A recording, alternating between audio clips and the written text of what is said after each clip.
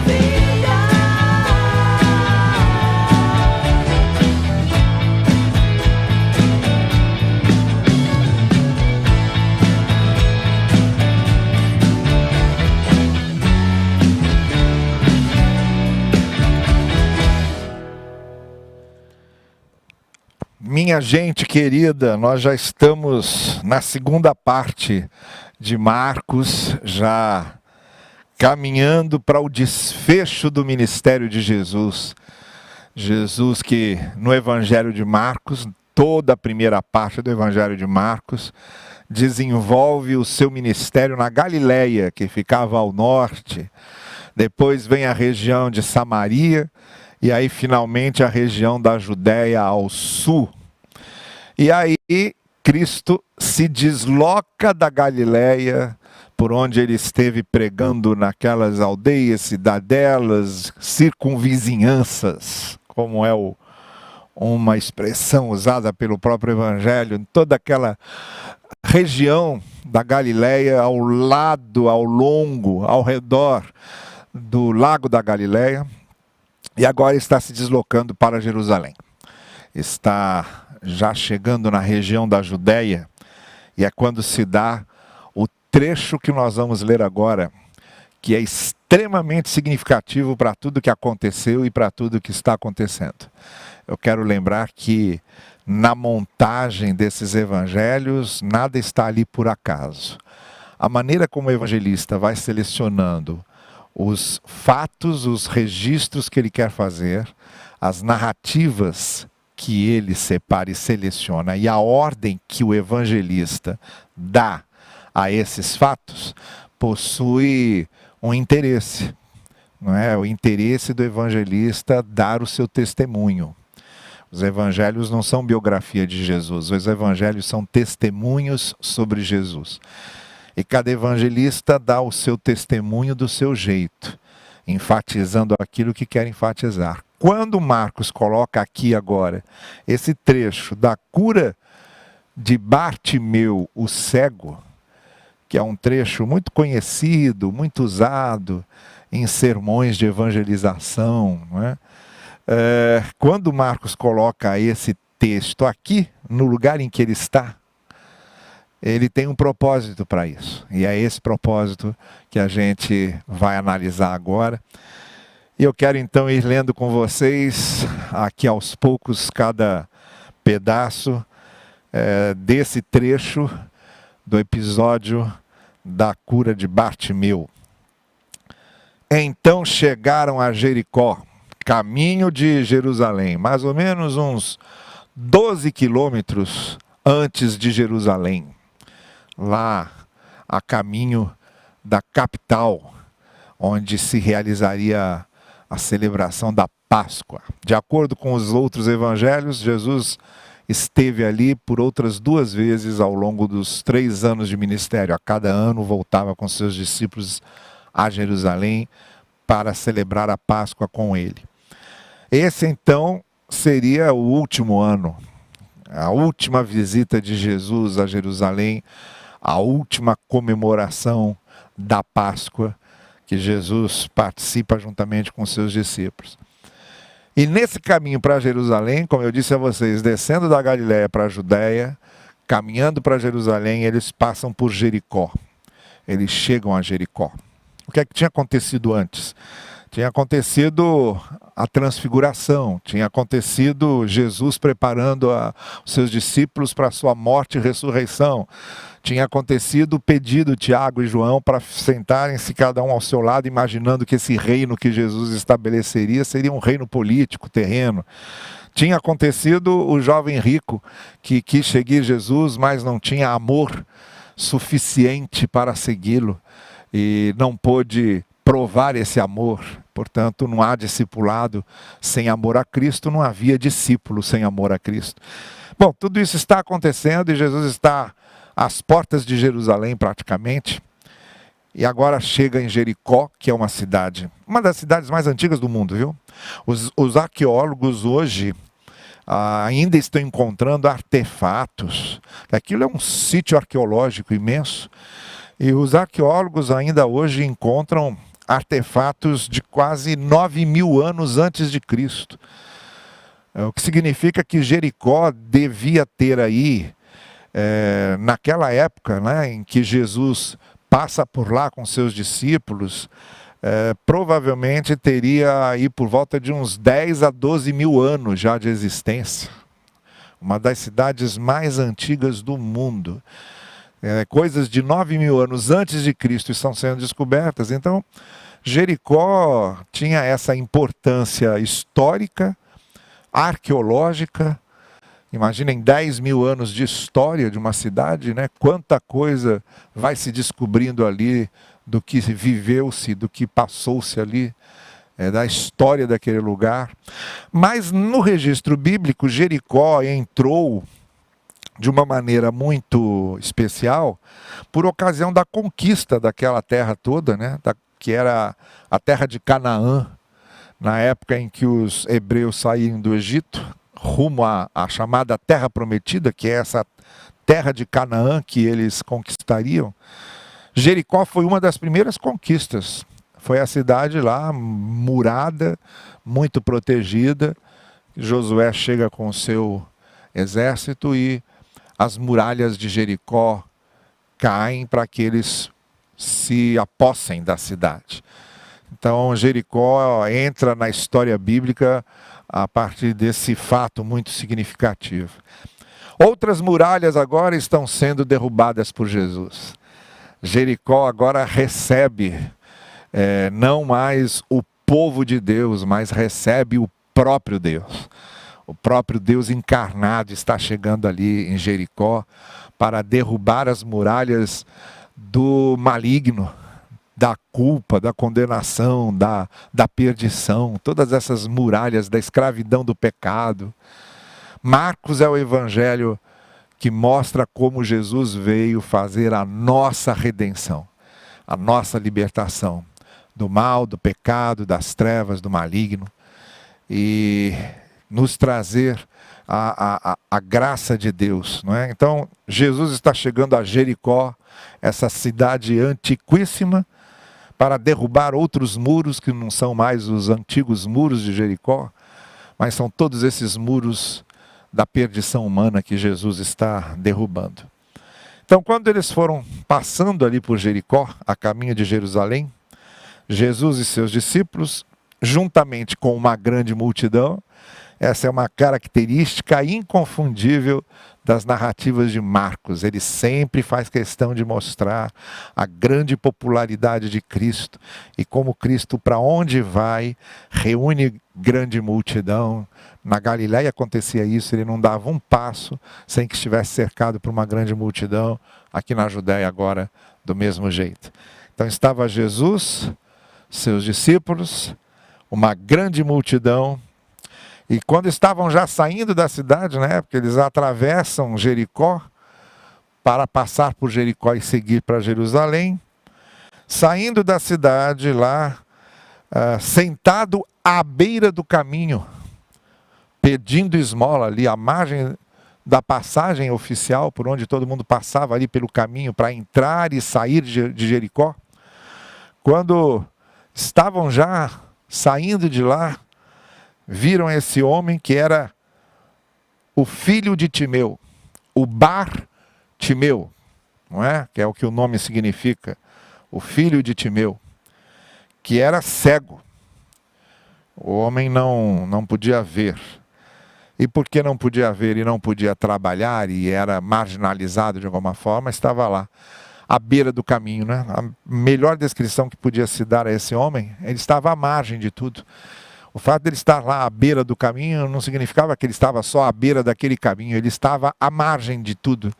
A sua limitação física, o fato de não poder ver, já o colocava à margem, porque ele já não tinha uma vida normal, nem com sua família, nem com seus amigos. A visão é um dos sentidos mais necessários ao ser humano, não é?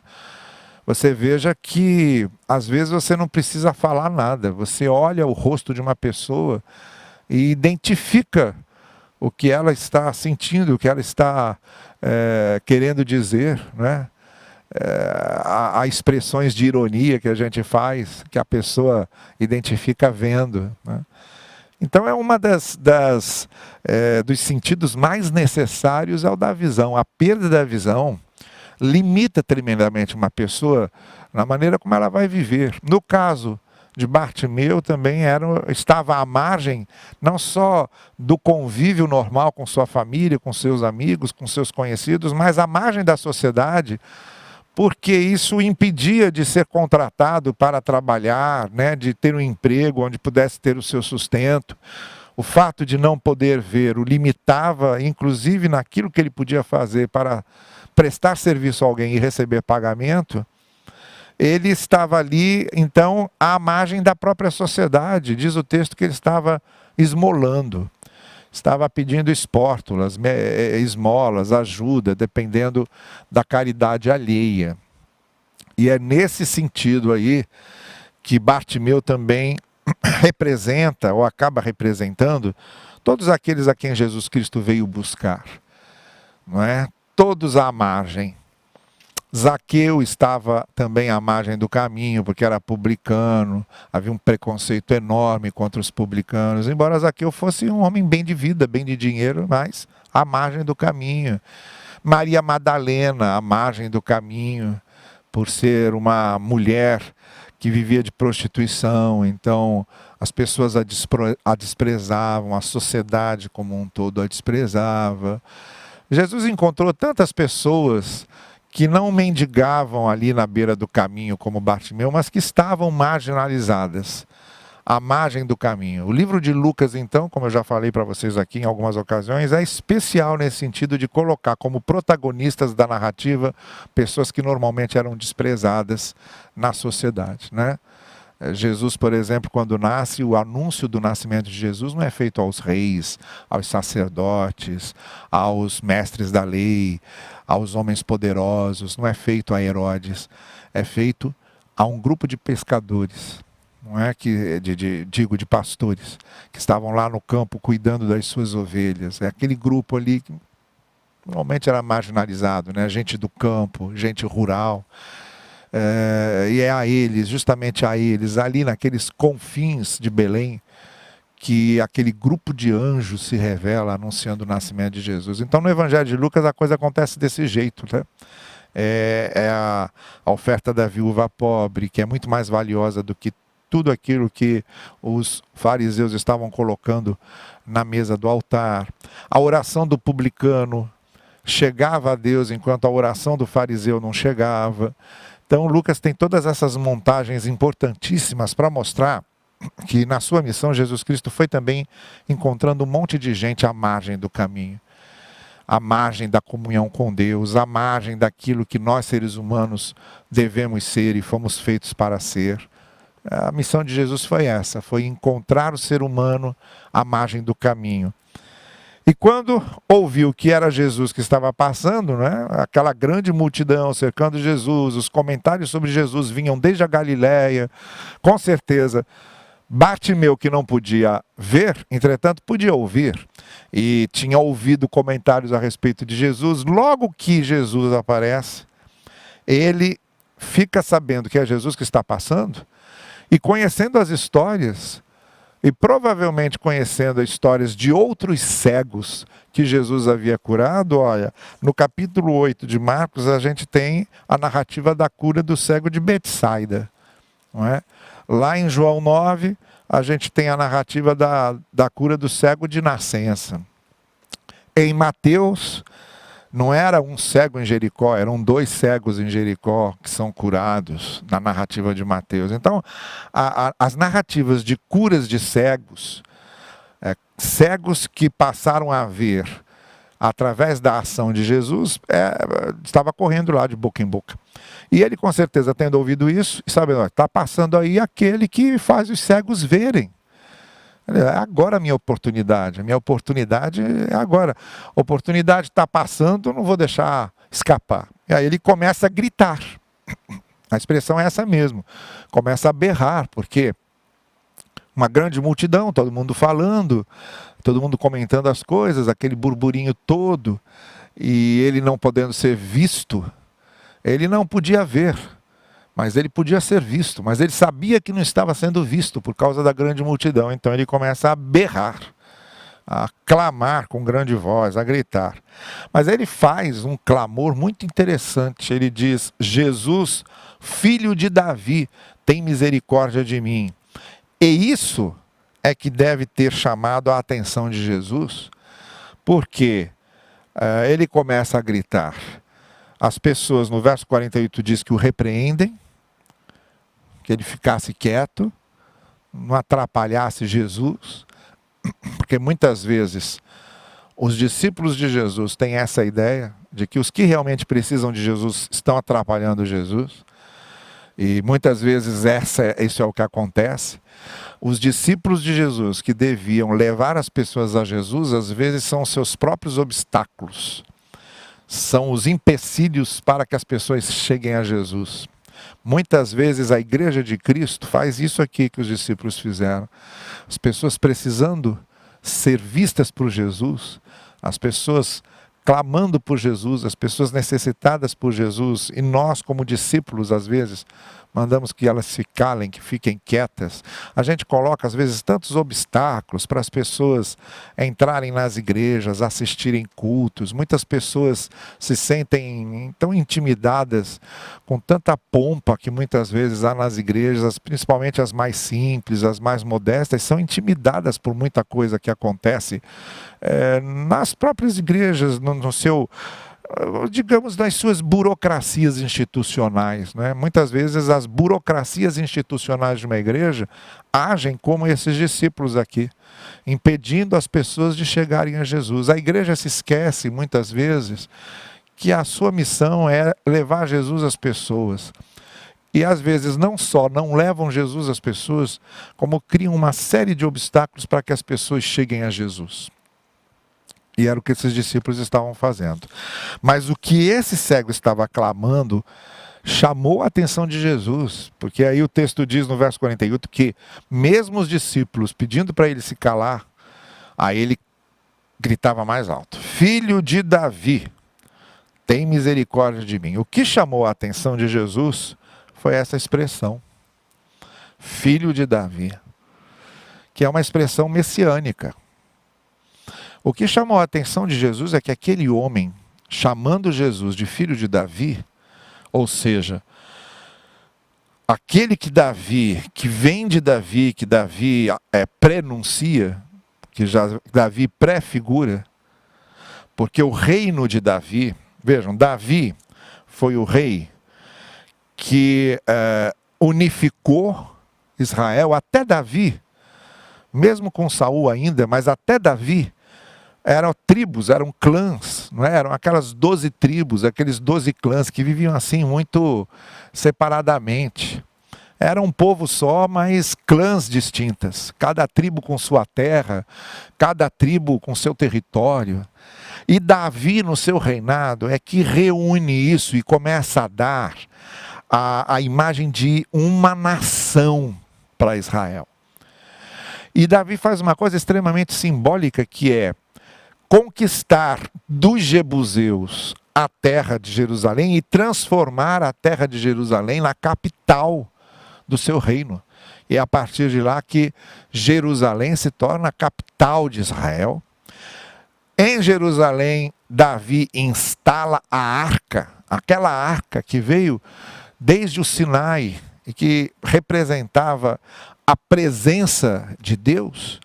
Aquela arca que guardava restos do maná, que guardava as tábuas da lei, que guardava o cajado de Arão, com todo aquele simbolismo da presença de Deus, aquela arca que não podia ser tocada, porque ela simbolizava a presença majestosa e santa de Deus. Aquela arca, Davi mandou levar para Jerusalém, instalou em Jerusalém. Então, essa unificação que Davi fez começou a representar o próprio reinado messiânico. Então, o que se dizia era que o Messias era filho de Davi. Esse que viria como Messias, esse ungido, seria no sentido de filho de Davi, como o continuador do reino de Davi. Ele traria de volta a glória do reino de Israel. Não é a mesma glória do reino de Israel que Davi, logo depois de Davi, o seu filho Salomão, deram a Israel. Foram os dois reinos que fizeram de Israel uma potência no seu tempo. Não é? Depois Israel vai se dividir, reino do norte, reino do sul, logo depois de Salomão, e aí não teve mais jeito, né? Ficou fissurado, ficou rompido, ficou dividido. Reino dividido não subsiste, né? Mas Davi fez esse trabalho da reunificação do reino. Então, quando esse cego chama Jesus de filho de Davi, Jesus presta atenção e diz: olha, esse homem está me reconhecendo como Messias. Esse homem, na sua simplicidade, apesar do fato de estar à beira do caminho, apesar do fato de esmolar, apesar do fato de ser cego, esse cego está enxergando o que muita gente não enxerga, o que fariseus não enxergam, o que mestres da lei não enxergam, esse cego aqui está vendo. Você começa a perceber aqui, como eu disse no início, a importância dessa narrativa estar aqui. Um pouco antes de Jesus entrar em Jerusalém, depois que Jesus Cristo se transfigurou diante dos apóstolos, depois que Jesus Cristo disse aos apóstolos: olha, a minha missão é morrer e vou ressuscitar ao terceiro dia. Então Jesus deixando claro o que ele como Messias vinha fazer, a sua missão de Messias, que não era exatamente o que eles estavam esperando de um reino político, etc. Já falei bastante disso. Aí Cristo ouve aquele homem cego, vendo, compreendendo que ele era esse Messias. Não é à toa que esse texto está aqui. Marcos o coloca aqui exatamente nesse momento em que Jesus está chegando a Jerusalém para mostrar: olha, os fariseus não vão ver isso, os mestres da lei não vão ver isso, mas até esse cego, à beira do caminho, está reconhecendo que quem está chegando em Jerusalém, quem está se preparando para entrar em Jerusalém, é o filho de Davi, é o Messias prometido. Não é à toa que o texto seguinte é a entrada de Jesus em Jerusalém. Depois desse reconhecimento de um homem simples, é um homem simples, não é um rei, não é um sacerdote, não é um teólogo, não é um levita, não é um mestre da lei, não. Quem reconhece Jesus, quem consegue ver que Jesus é o filho de Davi, é o Messias prometido, é um cego, à beira do caminho pedindo esmolas. Por isso esse texto é tão importante, né? Toda essa preparação, vai entrar em Jerusalém aquele que é o filho de Davi. Chega a Jerusalém aquele que é o cumprimento do reino messiânico prefigurado no reino de Davi. E o cego está vendo isso. Então Jesus parou imediatamente, mandou chamá-lo. Chamem-no. Chamaram o cego.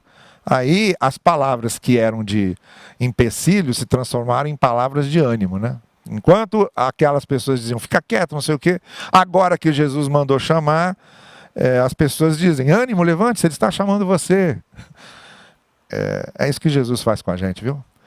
Jesus, quando entra na vida da gente, ele faz até com que as pessoas comecem a nos ver de forma diferente. Não é? As pessoas olhavam para ele, era só um cego. Agora que Jesus mandou chamá-lo, Jesus olhando para ele, aí começam a vê-lo de maneira diferente. Ânimo, vamos lá, as palavras mudam, o tratamento muda. Como o evangelho muda a vida da gente, e muda a vida da gente para que os outros vejam essa mudança. E como a gente sobe em termos de dignidade, quando nós estamos em Jesus, em Cristo, quando Ele entra na nossa vida, não é? Então agora trouxeram, ele deixa ali a capa, que era a capa que ele devia usar ali para se proteger do frio, para que a capa não atrapalhe ali os passos que ele precisa dar no meio da multidão até chegar a Jesus. Deixa a capa para trás, dá um salto, levanta-se, livre e liberto ali de qualquer coisa que pode prendê-lo, e se dirige para Jesus. O homem não podia enxergar, mas ele podia levantar-se, ele podia saltar, andar depressa, podia correr até Jesus. Às vezes a gente tem certas limitações, mas há outras coisas que a gente pode fazer para compensar essas limitações que temos. Nós nunca podemos nos vitimizar, sabe? A pior coisa que o ser humano pode fazer com que aconteça a si mesmo é se ver como uma vítima das circunstâncias, uma vítima da história, uma vítima do destino. Pobre de mim, coitado de mim. Eu não posso ver, mas eu posso ficar em pé. Eu não posso ver, mas eu posso andar. Eu não posso ver, mas eu posso correr. Eu não posso ver, mas eu posso deixar minha capa e seguir adiante. Eu não posso ver, mas eu posso gritar. E é porque eu gritei que eu chamei a atenção de Jesus. Então, em vez da gente ficar se vitimizando e lamentando o que não podemos fazer, comecemos a prestar atenção no que podemos. E comecemos a valorizar aquilo que podemos fazer. Foi o que aconteceu aqui com esse cego. Então ele ficou em pé, deu um salto, foi até Jesus. Jesus perguntou a ele: o que você quer que eu faça? Né? É interessante como Jesus aqui faz isso, lá no paralítico de Betesda, no capítulo 5 de João, a mesma coisa. Você quer mesmo ficar bom? Porque há pessoas que gostam desse papel de vítima, de pobrezinhas, coitadinhas, de viver sugando sempre o favor e a pena dos outros, a compaixão dos outros. Então Jesus está perguntando para ele: quer mudar de vida mesmo? Quer que eu faça o quê? Quer ficar bom mesmo? E aí o cego respondeu: olha, o mais importante para mim, mestre, é que eu possa ver. É o que eu quero agora, é poder ver. A grande angústia da minha vida. Jesus vai na grande angústia da gente. Ele toca na grande angústia da gente, ele fecha a grande ferida, ele dissolve a grande mágoa, ele apaga o grande ressentimento, ele perdoa a grande culpa. É ali no foco dos nossos dissabores que Jesus Cristo toca. É ali na nossa essência que Jesus Cristo mexe para mudar a nossa vida. Importante para aquele cego era poder ver. Era a essência do mais importante para ele. Resolveria uma série de coisas. E Jesus está sempre disposto a ir lá nas raízes. Jesus não bota band-aid apenas, ele não faz só curativos, ele não usa só paliativos. Jesus vai na raiz e resolve ali o problema na raiz para que dali se desdobre uma série de outras coisas. Então Jesus diz a ele: então veja, você está vendo para mim, está olhando para mim, está me vendo como filho de Davi, você crê que eu sou o Messias, confia naquilo que eu posso fazer, então essa fé curou você. Veja então, se você crê, você pode ver. Imediatamente ele recuperou a visão e veja como termina. E seguiu Jesus pelo caminho. Não é? Olha que montagem bonita que o evangelista faz. Ele mostra o homem lá à beira do caminho, antes de Jesus passar. E depois que Jesus Cristo passa, agora ele está no caminho. Não está mais à margem. Ele está no caminho. É isso que Jesus faz na nossa vida. Ele nos tira da margem, nos bota no caminho. E é assim que o texto termina. E seguiu Jesus pelo caminho. Agora não é mais um marginal, um homem à beira. É um homem no caminho. E é isso que Jesus faz com a nossa vida quando ele passa e transforma a nossa vida. Mas o mais importante aqui é quando diz que esse homem recuperou a visão, passou a ver, e o que isso significa para tudo que vai acontecer agora. Aquele homem foi capaz de reconhecer que aquele que chegava em Jerusalém era o que Moisés havia prometido, era o que Davi havia prometido, era o que os profetas haviam prometido. Ele é o filho de Davi, ele é o Messias. Esse que está entrando em Jerusalém, chegando aqui. É isso. Preparado agora, tudo preparado agora para Jesus cumprir a última parte do seu ministério, que é entrar em Jerusalém, ir à cruz e ressuscitar ao terceiro dia. É sobre isso que a gente continua falando na próxima sexta-feira, quando voltarmos aqui para lermos Marcos, tá bem? Vamos orar logo e encerrarmos aqui juntos. Senhor querido, muito obrigado por essas lições de Marcos. E o que te pedimos é que tu nos ajude sempre a ver. Que possamos ver quem tu és, que possamos ver o que tu queres, que possamos ver como trabalhas conosco, como ages em nossa vida, que possamos ver a tua graça, que possamos ver teu perdão e que possamos, vendo, descobrir a nossa missão, o teu querer para a nossa vida. Dá-nos visão, faze-nos ver. É o que nós pedimos. No precioso nome de Cristo Jesus. Amém. Amém. Gente querida, até sexta-feira. Um bom final de noite para vocês. Deus abençoe vocês todos.